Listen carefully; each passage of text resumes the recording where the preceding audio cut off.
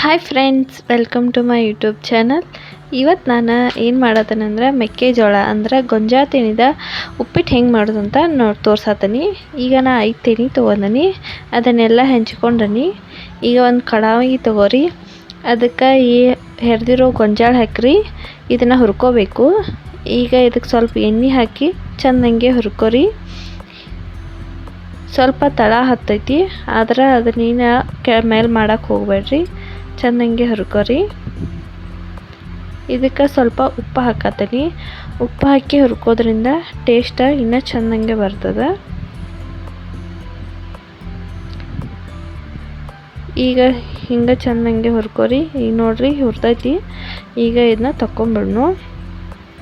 ಅದ ಕಡಾಯಿಗೆ ಸ್ವಲ್ಪ ಎಣ್ಣೆ ಹಾಕ್ರಿ. ಅದಕ್ಕೆ ಸಾಸಿವೆ, ಜೀರಿಗೆ, ಕರಿಬೇವು ಮತ್ತು ಹಿಂಗೆ ಎಲ್ಲ ಹಾಕ್ರಿ. ಸ್ವಲ್ಪ ಶೇಂಗಾ ಹಾಕ್ರಿ. ಶೇಂಗಾ ಹಾಕಿ ಸ್ವಲ್ಪ ಫ್ರೈ ಮಾಡ್ಕೊರಿ. ಫ್ರೈ ಮಾಡ್ಕೊಂಡಾದ್ಮೇಲೆ ಇದಕ್ಕೆ ಸ್ವಲ್ಪ ಅರಿಶಿನ ಪುಡಿ ಮತ್ತು ಸ್ವಲ್ಪ ಖಾರ ಹಾಕ್ರಿ. ನಿಮ್ಗೆ ಎಷ್ಟು ಬೇಕು ನೋಡ್ಕೊಂಡು ಅಷ್ಟು ಖಾರ ಹಾಕೋರಿ.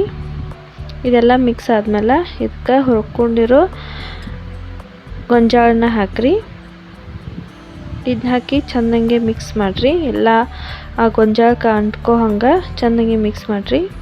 ಈಗ ಇದಕ್ಕೆ ರುಚಿಗೆ ತಕ್ಕಷ್ಟು ಉಪ್ಪು ಮತ್ತು ಸ್ವಲ್ಪ ಸಕ್ಕರೆ ಹಾಕ್ರಿ. ಈ ಸಕ್ಕರೆ ಹಾಕಿದ್ಮೇಲೆ ಮತ್ತೊಮ್ಮೆ ಚೆಂದಂಗೆ ಮಿಕ್ಸ್ ಮಾಡ್ಕೊರಿ.